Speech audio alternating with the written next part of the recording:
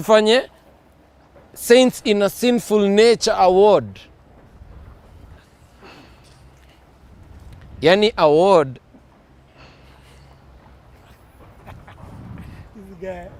still nigga nikikrip ka blood bruh. Kula neno usichore word na ndo kushiba njo upokee word. Hebu niweke ndani ndio. Bro, todhie. Okay.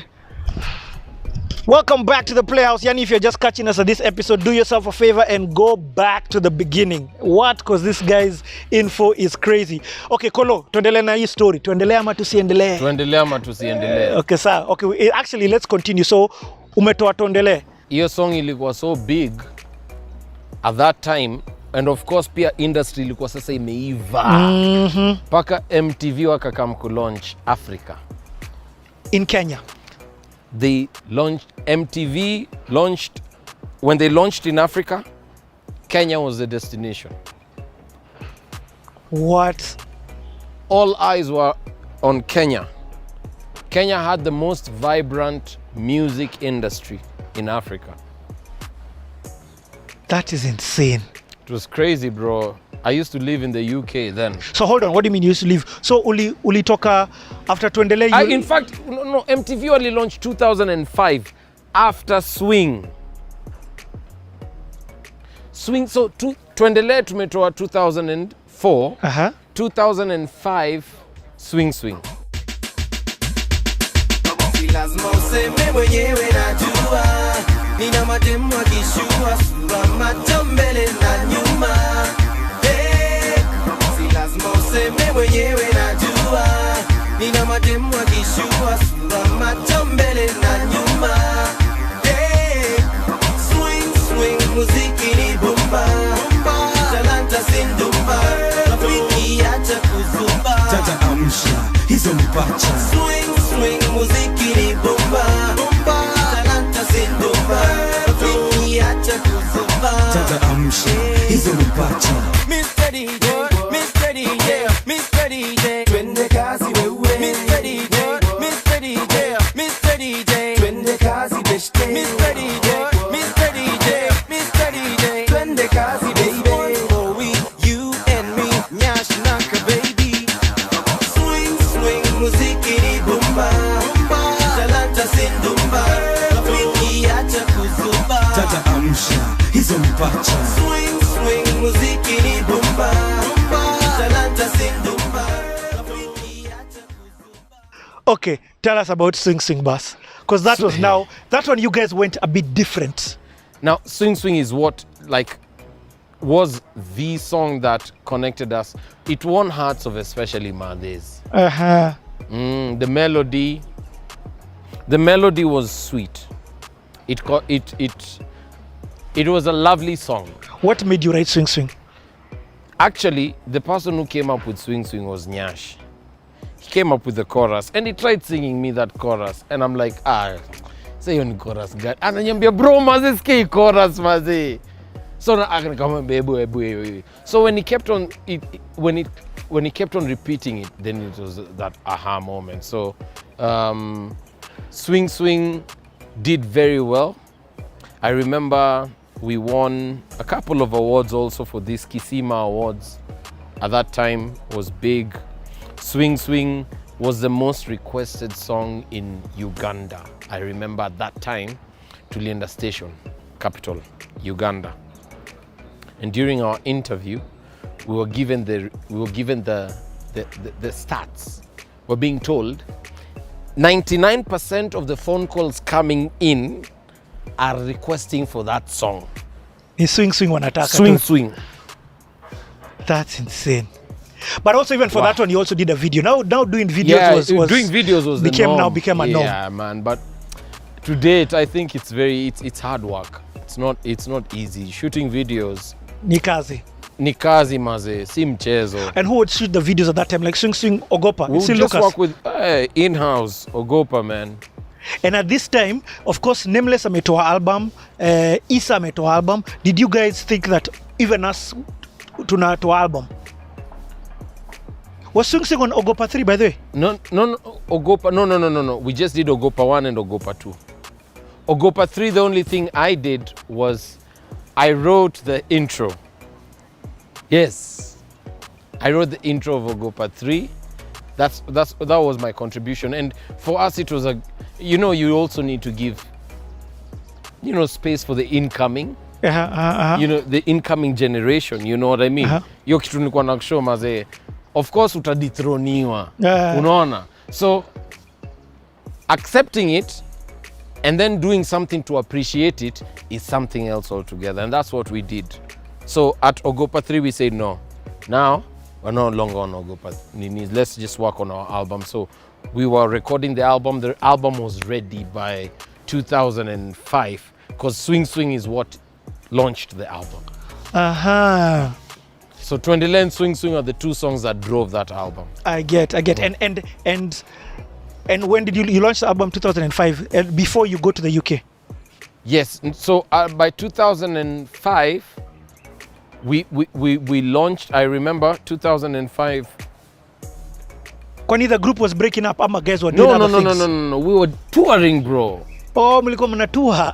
We were on tour. Actually, I was called for a movie to audition. I remember I was called for. It's called The Constant Gardener. What? The Constant Gardener. It was a transit movie, and we're given an opportunity to audition, and I auditioned and I got a part. But then the question was, are you going to be in the movie or are you going on tour? So something had to give. I picked to tour.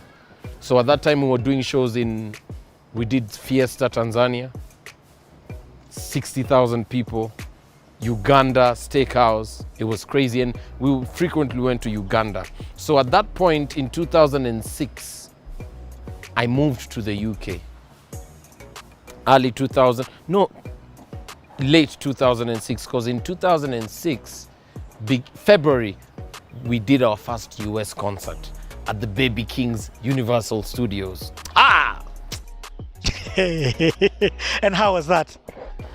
Yo man, ebu imagine even hata leo niliamka asubuhi nikaandika baa ingine hapo. Kuna baa ilikaa msema mambo ya kumassage ego iko kwa spa. Mi sasa maze unaweza imagine life yako, grow up, hit, wewe ni celeb, alafu ulimaliza chuo. Unajua sasa unakaa chini unafikiria juu ya mabeste wako wale mlimaliza chuo nao form 4. Your time, imagine 2003, 4, 5, 6. It's only 3 years from 2003. 3 years after high school, una perform Universal Studios, LA. Guy. And who are you performing for? Haya. Bro, Africans would come for shows. Nauliza tu. Africans would come for shows. Bro. It was insane. It was insane, man. Kenyans especially. So did you just do one state ama uli tour? 2006 we just started with LA. I remember there was a guy who said something. He said, we've driven 30 hours to come and see you guys play. They drove from ATL. What? Bro, there was a friend of mine. You'll get to meet him. He's called Gits Enoch Gitonga. He's a sound engineer. He runs a studio called Antioch Studios. It's a gospel studio. We were in high school with him. He left for Liverpool when we were in Form 3. So in 2005, he came with the first version, the first test of the iPod.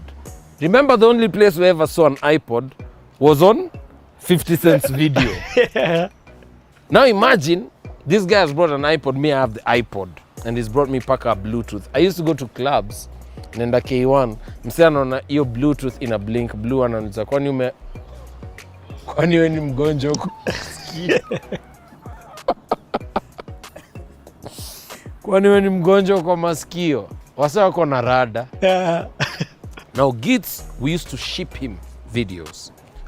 We used to ship him CDs. Gits used to go and call a party, do house parties, and play Kenyan music. So Ghanaians, Nigerians, Cameroonians would be like, Yani, you guys, this is your industry. Insane. So this is 2006. We've gone to Seto. We've performed at Baby King's. We've shut the place down. Now at that point, when guys used to travel back to Kenya, me, I would go to UK. Uh-huh. So I used to stay You in had the family in UK? Yes. No, I used to stay. I moved away from Kenya. You know that when we spoke earlier, before we started the interview, I was telling you about mental health. Uh-huh. At that time, even as a young celebrity and all these things, there's a lot that was on my mind. A lot. So many questions. You know, you're a young guy, you're trying to look for the way out. Mm-hmm. You know what I mean? Because you come to realize, okay, I thought I needed money. I thought I needed love, lust. Mm-hmm. You know, I thought alcohol is the cool. So when these things are not what they looked like they were, it changes the conversation. And my way out is go to a place where people don't know you. Uh-huh. So I moved out to the UK for a short, between 2006 and especially 8.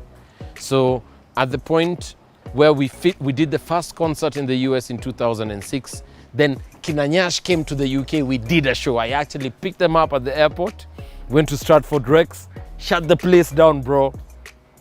Tulikuwa na, anaitwa Jumsi, Mr. Nice alikuwa hapo ana perform hiyo siku. Klepto, DJ Pinyo, TNOV. I remember, Stratford Rex, 2006. Fire.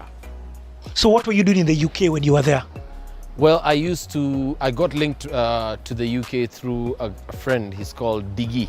Mm-hmm. Diggy, aka John Wainaina from African Youth League Africa. So it's a non-for-profit, and they had a center where kids would go after school. It's like a center where guys can come and do stuff, you know. So he had a studio there, and I got that. I used to live in Slough, southwest of London, but then the center was in Dagenham Heathway. Now this was like a 2-hour train, you know, and so it became hard commuting back and forth. So, you know, I ended up trying out other jobs. It was crazy, man. People don't know this, but Yeah. I worked at the high street at the it's like a supermarket. Yeah. Where I used to sell, like I shipped Curious, Kenyan, yeah. So I had my space there. Then I used to share with a Kenyan lady at that time. She used to tell me, can you hold my shop for me? I'll pay you for the same, you know. I tried that out for a week. So you've done your time, you've hustled. I tried, man. I worked at a hotel at that time. I worked at a place, Windsor, and I waited tables. It was interesting. And This is a side guys don't know of Collo. For me at that time, I was happy because, you know, you've watched Coming to America. You know, I felt like that, you know, working at that place was, you know, for me it was camouflage. I was like, at least hapa wasewa juu mimi ni nani. Oh, I get. Unaona? So would you say that the stardom had affected you, the stardom that you were facing here in Kenya and that life? It was crazy because even this conversation of wanaitwaje, you know, at that time tabloids, then where there's something going on, you know, it attracts a lot. So tabloids in Kenya just became messed up. It became dirty. Now, all these things that we had done, after all said and done, from 2000, from when I consumed that music, to seeing the industry come up, to, okay, what's going on? Pulse imetokea. Mazee wasa wanaanikwa mazee. Vitu mbaya zinaanza kusemwa. Things just started taking a nosedive. All of a sudden, it just became ratchet. It became dirty. Yeah. The debauchery, the alcohol, the drugs, the things that were happening was yuck. So was it like, why, for you, what do you think was making you do these things? Why are you doing them first and foremost? Of course. What do you think was making you I mean, you see, you're young, you're exposed to all these things. Okay, I get You're not it. Yeah. used to these things. So you're thinking, kaende. I get. Kaende. I Venye get. kutaku. Kama kuna Mungu, Atanipata tu. atanipata tu. That's so deep to hear that from you. So I mean, and if you don't talk about it, no biggie. But I heard that you, for example, had an alcohol problem. Not just alcohol, man. Drugs. And you see, that's the thing. Guys don't understand. There's a book called The Seven Mountains Prophecy, Coming of the Elijah Revolution by N. 2012. Yeah. These are pleasures that God has allowed us to enjoy. Alcohol. Taking alcohol is not bad. Yeah, I know. Abusing it is another thing. And what drives you to abuse alcohol? Your inner. You remember, Yeah. mental health is real, and it's a conversation that can't be had. You can't finish it in one day. You need to keep talking about it. Now, you're young, you're exposed, there's alcohol. Bro, there's masturbation, there's pornography. It's twisted. There's women. Yani, now imagine, how do we perceive women? How do we look at women? Remember, when you consume pornography, you stop looking at women as women and they become objects. So it was dirty, not just for me, but the entire atmosphere changed. Now, MTV were launching at that time. I was back and forth in the UK. 2007, we went back to the US to complete our tour. Now this is a multi-state tour. Yes, so we did about 26 states. Flew across 26 states in the US. You're there for like 3 months, 2 months. About that time, yes. And hey, even that tour itself, it was a lesson. I'll call it that. Because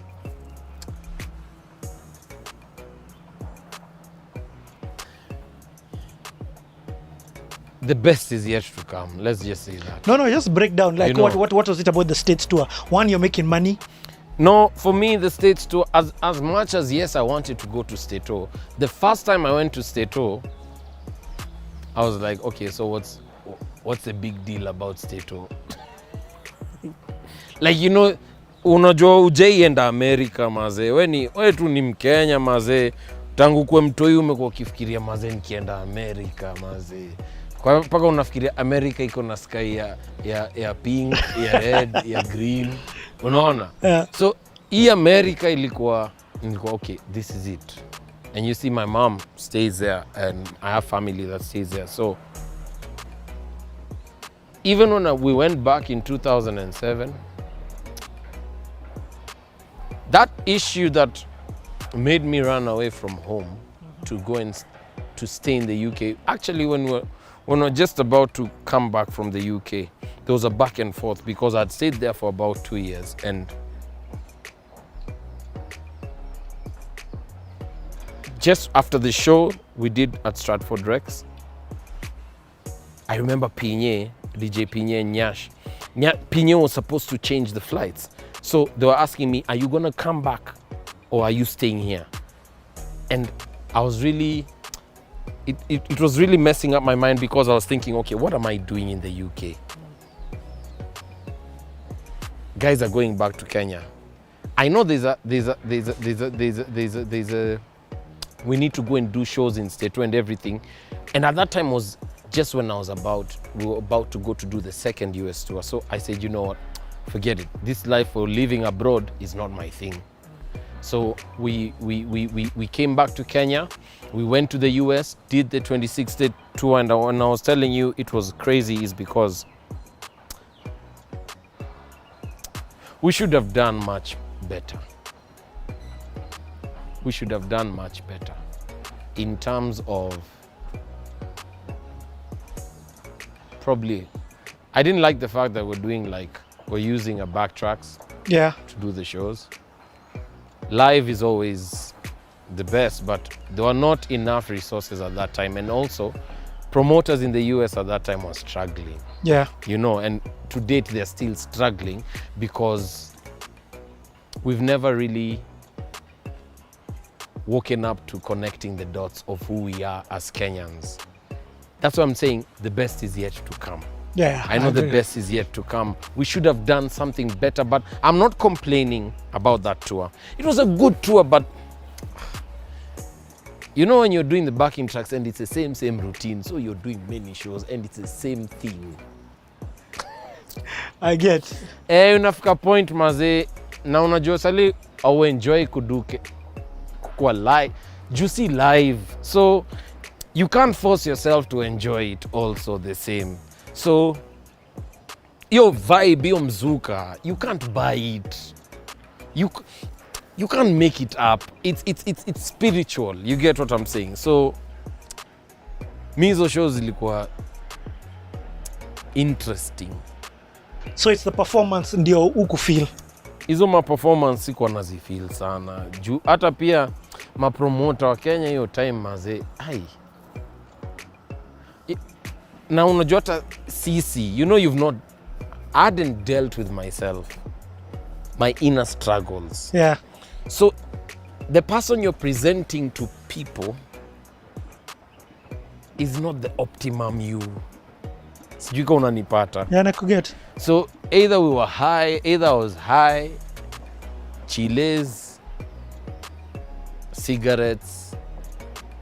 Hata hizo siku bado sikuwa nimeanza kuvuta bangi hizo siku. You aren't you. You aren't 100%, let's just say that. A lot of the times when you're on stage. Yeah, I think it was just a young guy who thought he knew what he wanted. Then the fear of the unknown crept in. So, you know, we did the tours, we finished. Even towards the last show, man, I'd had it till, there was an exchange we had with some fans, I remember. When we had a set where we were bigging up the fallen, departed singers. Yeah. We're bigging up Isa. Yeah. And Kina K rapped. Now, you know, of course, you give that section where you get guys to listen to that song. Kuna mse mwingine akasema tu, wewe maze si muimbe wimbo zenyu.